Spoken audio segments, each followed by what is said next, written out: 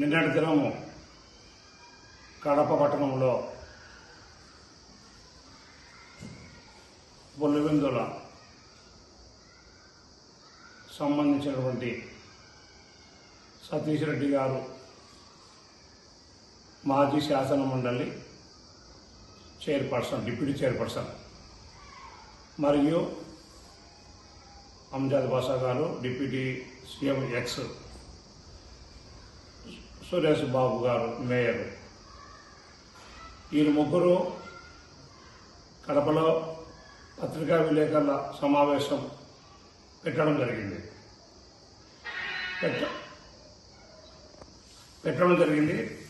అయితే అందులో పత్రికల వారితో మాట్లాడుతూ కొన్ని తెలుగుదేశం పార్టీ యువ నాయకుల మీద,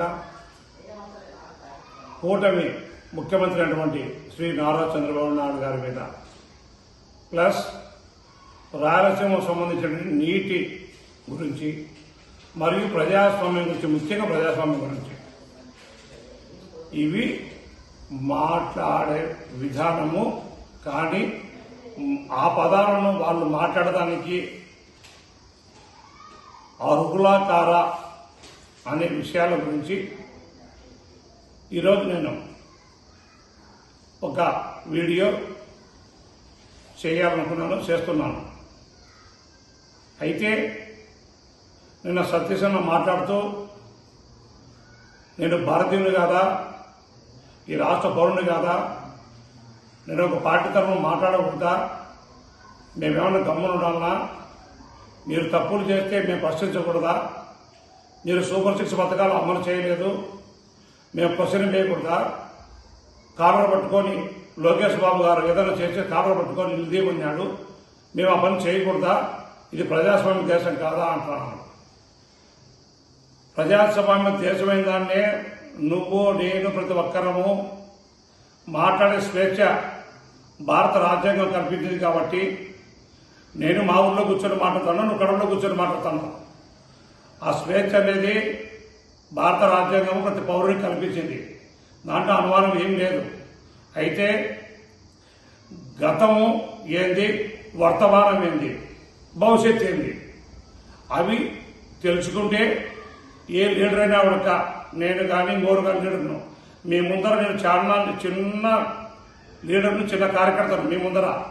అయితే జరుగుతున్న పరిణామాలు కానీ, మాట్లాడే విధానాలు కానీ స్పందించకుంటే దీనికి ప్రజాస్వామ్యంలో బాగుండదు. కాబట్టి మేము కానీ మా పార్టీ యువ నాయకుని, మా నారా లోకేష్ బాబు గారిని మాట్లాడే విధానం గురించి నేను ఈరోజు సతీశ్వరులతో నిన్న మాట్లాడిన ప్రెస్ మీద మాట్లాడదలుచుకున్నాను. ముఖ్యంగా గత ప్రభుత్వంలో యువగలం అనే పాదయాత్ర 2023 స్టార్ట్ చేస్తే అణువు స్టూల్ లాక్కుంటారు, మైక్ తీసుకుంటారు, వెహికల్లో సీట్ చేస్తారు, డ్రైవర్లను బెదిరిస్తారు. యాడిపోయింది సతీష్ అన్న ఆ రోజు ప్రశ్నించకుండా ప్రజాస్వామ్యం గురించి. ఈరోజు ప్రజాస్వామ్యం గుర్తొచ్చింది నీకు అంటాడు. సద్దాం హుసేన్ మట్టిలో కలిసిపోయినాడు, ఇంకొకరు మట్టిలో కలిసిపోయారు అంటాడు. ప్రజాస్వామ్యానికి వ్యతిరేకంగా పనులు చేస్తే ఆ సేమ్ అది ప్రశ్నించేటప్పుడు 2024 ఎలక్షన్లలో, 2019 ఎలక్షన్లలో భారీ మెజార్టీతో 150 సీట్లతో గెలిచిన పార్టీ 11 సీట్లతో ఓడిపోయింది అన్నప్పుడు నువ్వు వాళ్ళిద్దరిని పోల్చినావు అంతర్జాతీయ నాయకులను. ఇక్కడుండి మీ నాయకుడిని పోల్చింటే సరిపోయిండు.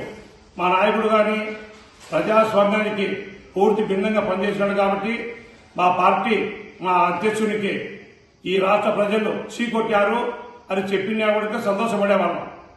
అంటే ఎవరో చేసింది చెబుతాడో, నువ్వు ఏ పార్టీలో అయితే బాగుండావో నువ్వు సభ్యుడిగా ఆ పార్టీ నుంచి చెప్పినా బాగుండు. ఎందుకంటే ఆ పార్టీ జరిగింది అదే కదా నీకు.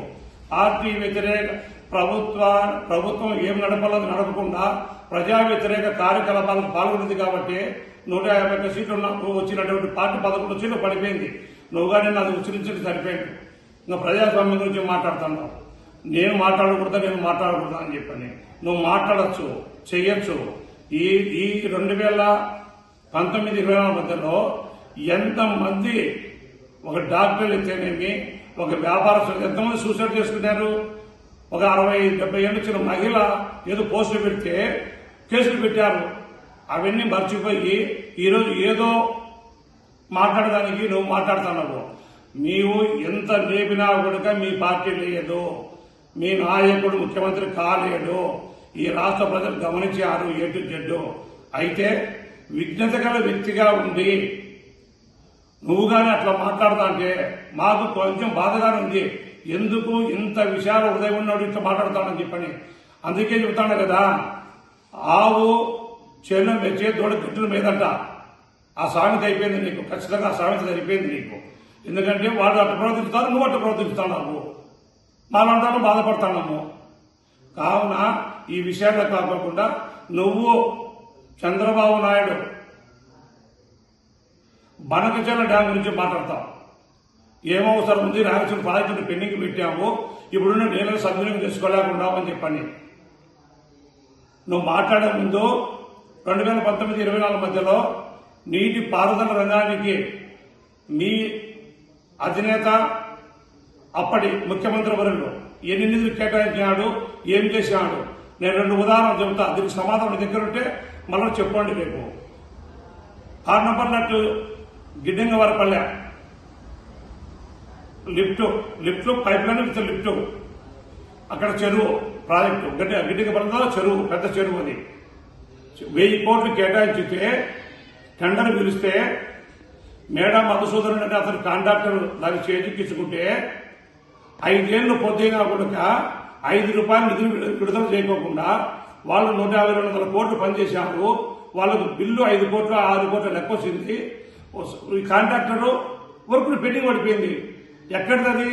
రాష్ట్రంలో ముఖ్యమంత్రిగా జగన్మోహన్ రెడ్డి ప్రాతినిధ్యం గురించి పొలివెందుల కాన్స్టిట్యూన్సీ పరిధిలోది. అది కాన్స్టిట్యూన్సీ పరిధిలోది. 1000 కోట్లు కేటాయించి 5 కోట్లు రిలీజ్ చేసినాం. దానికి వర్క్ పెండింగ్ అంత పడిపోయింది. ఈరోజు అదే ఇచ్చింటే సస్యశ్యామలం అయిపోయిండు. నువ్వు మళ్ళా బనకచెర్ల అది ఇది మాట్లాడుతున్నావు. సరే, కృష్ణా బేసిన్లో 532 టీఎంసీలు నీళ్లు అలాట్ మన రాష్ట్రానికి అలాట్ అయితే మన అన్ని ఫుల్ఫిల్ అయిపోయినాయి. ఎందుకు బనకచెర్ల గురించి మాట్లాడుతున్నాడు సీఎం గారు?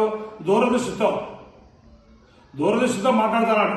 ఇది గోదావరి నీళ్లు కిందికి సముద్రంలో వృధాగా పోతాయి, మనం వాడుకొని బనకచెర్ల దగ్గర నుండి బనకచెర్ల హెడ్ కలెక్టర్ దగ్గర నుండి మనం అది 3 భాగాలకు విభజించుకుంటే మనకు నీళ్లు ఫుల్ఫిల్ అవుతుంది, రాయలసీమ అవుతామని. నువ్వు మీ నాయకుడు రాయలసీమ ద్రోహులు ఇద్దరు. నీళ్ల విషయంలో రాయలసీమ ద్రోహులు. ₹1 కేటాయించకుండా ఇక్కడ ఉండే ప్రాజెక్టులు పూర్తి చేయకోకుండా అన్నమయ్య ప్రాజెక్టు కొట్టకపోతే, గేటు కొట్టకపోయి 22 మంది మృత్యువాత పడితే, అంత నష్టపోతే గేటు పెట్టలేని నిస్సహాయ ముఖ్యమంత్రి మీ ముఖ్యమంత్రి. నువ్వు మాట్లాడుతున్నావు. ఎక్కడుంది అది? అన్నమయ్య ప్రాజెక్టు ఉమ్మడి కడప జిల్లాది కాదా? నువ్వు రాయలసీమలో నీళ్ల గురించి బనకచెర్ల గురించి అంత పెద్ద పెద్ద మాటలు అవసరమా? ఏం మా దగ్గర లేవా మాట్లాడడానికి? ఏదైనా కానీ స్వేచ్ఛ అంటే చెయ్యాలా? ఏ రాష్ట్ర ప్రజలు బాగుపడితే వాళ్ళ దగ్గర సంస్కృతిగా డబ్బులుంటే మీలాంటి వాళ్ళు రాజకీయాల్లో కుదరవు. ఎందుకంటే అల్లరి పార్టీ, సక్రమైన పార్టీ అయితే కదా మంచి లైఫ్ ఇవ్వాలా ప్రజలకు, నన్ను అనుకోవాలి 10 కాల పడని ఎక్కడ అనుకుంటారు మీరు చేసే పనులకు. అందుకాబట్టి ఇన్ని విషయాల మీద మాట్లాడే ఒక సీనియర్ రాజకీయ నాయకుడు అయ్యింది 26 ఏళ్ళు ఒక పార్టీలో ఉండి కలిసిమెలిసి అందరూ ఉండేది నువ్వు చెబుతాడు. సంతోషం, తప్పేం కాదు. పార్టీ లేని ప్రకారం పార్టీని ఎంత విమర్శించాలనో, మీ పార్టీని నువ్వు ఎంత లైఫ్ కావాలని అడగ, అది లైఫ్ ఉండే పార్టీ కాదు సతీష్ అన్న. ఆ పార్టీకి అయిపోయింది. ఎందుకంటే ఏదైనా ఉండక దగా మోసమైనది. ప్రజలకు నమ్మేది ఒక్క పారే, రెండవ తిరిగి మోసపోరు. దయచేసి చంద్రబాబు నాయుడు గారి దూరదృష్టితో రాయలసీమలకు సంతృప్తిగా నీళ్ళు వస్తాయి. ఎందుకంటే నదులు అనుసంధానం అంటున్నాడు. చూడండి, మీరు చేస్తున్నాడు కదా, చూడండి ఈ ప్రజలు బాగుపడితే బాగుండదా? ఈరోజు ఎవరు చేయడు? పులిమిందల్లో చిత్రావతి కానీ మన చిత్రావతి నుండి వచ్చే నీళ్లు లింగాలు రైడ్గా అనుకో. ఈరోజు లిఫ్ట్ అంటే ఎవరు? ఆ రోజు నువ్వు కష్టపడి తెచ్చినావు లిఫ్ట్, నువ్వు 11-12 లిఫ్ట్ కట్టావు నువ్వు. ఏది మా పార్టీలో ఉన్నప్పుడు అన్ని నీ చేతి కూడా జరిగింది. ఈరోజు అందరూ సముద్రం పోతాడు అయ్యి. ఏమన్నా నువ్వు ప్రస్తుతం ఉండే పార్టీలో ఏమన్నా ఒక చుక్క నీళ్లు మీ నాయకుడు పాలించినాడా? అది మాట్లాడు, నీ గొప్ప చెప్పుకో, మేము నమ్ముతాము. అతని గురించి మాట్లాడాకో, నీ విలువ తగ్గుతుంది. ఏం రాజకీయాలు లేకుంటే మనం బతకలేమా? రాజకీయాల కోసం మనసు చంపుకొని మాట్లాడాలన్నా? ఆత్మాభావం ఎక్కడ పోయింది సతీష్ అన్న? ఆత్మాభావం చంపుకొని బాగా బతకాల్సిన పనిలే. ఎవరికి నాకేమో నీకేనా ఉడక ఏమవసరం ఉంది? నువ్వు అంటాడు మా కులం వాళ్ళని నా మీద ప్రోత్సహించి సతీష్ లోకేష్ బాబు అని మాట్లాడుతున్నావు. అంటే ఇప్పుడు నా కరుణాకర్ రెడ్డిని ఆంధ్రప్రదేశ్ రాష్ట్ర రెడ్డ సంఘం అధ్యక్షుడు అతను మాట్లాడుతున్నాడు. ఈ కూటమి ప్రభుత్వంలో రాష్ట్రంలో రెడ్డను అణిచివేస్తాడని చెప్పని.